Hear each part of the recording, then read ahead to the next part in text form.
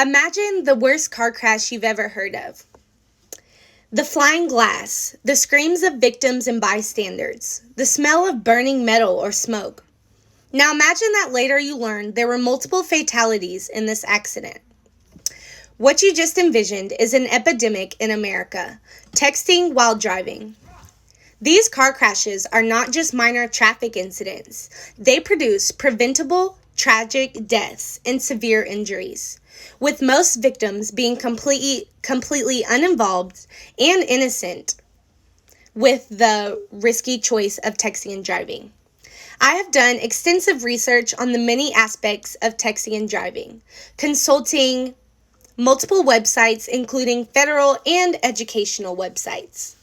The fatalities caused by texting and driving are in the high thousands.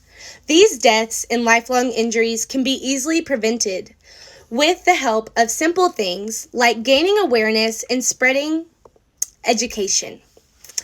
Texting and driving / distracted driving in general has claimed the lives of thousands of people a year, and if not ends, often ruins a person's life, with that driver having to hold the weight of knowing they are the reason that multiple people or a person is dead or seriously injured. According to the CDC, 5 seconds is the average time that a distracted driver takes their eyes off of the road. In that time, while going 55 miles per hour, you are able to travel the length of a football field blindfolded. While no one drives blindfolded. That is the choice that you are making when you decide to text and drive. The CDC also told me that 3,142 people died from distracted driving related incidents in 2020, which is 3,000 too many.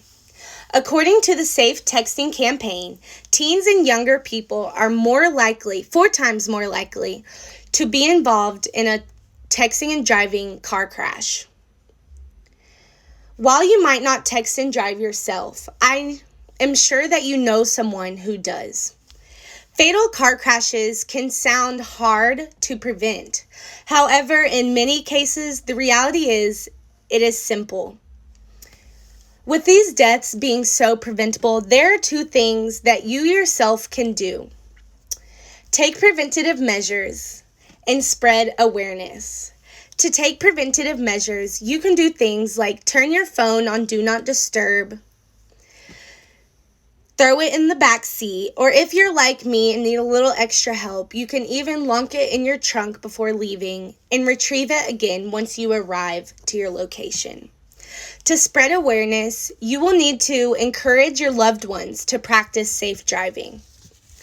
The heart-wrenching stories told by victims' families help to spread awareness of the harsh reality of the consequences of texting and driving. Encouraging distracted drivers to quit their bad driving habits. Being silent when witnessing a loved one text and drive can encourage their behavior because they can take your silence as your own sense of safety with them, even while driving distracted. According to GHSA.org, as awareness of the dangers of texting and driving spread, 43 states have banned texting and driving, and another 12 states have banned the use of handheld devices while driving in general. This is progress, however, there is much more that can be made. You may feel as though this topic is irrelevant to you because you don't text and drive. However, the reality is, the less education and awareness that's being spread on the topic of texting and driving, the more % chance there is that you could be an uninvolved, innocent victim, all because of the choices of others. That is why it is important to call out loved ones who are distracted driving and to educate as often as possible. In conclusion, texting and driving is extremely dangerous and is an overall selfish act that has claimed the lives of thousands upon thousands of people over the years. As long as you are making responsible choices while texting and driving and holding people accountable, you will be able to smile and relax comfortably, knowing that you are playing your part in keeping the roads safer. Thank you, guys.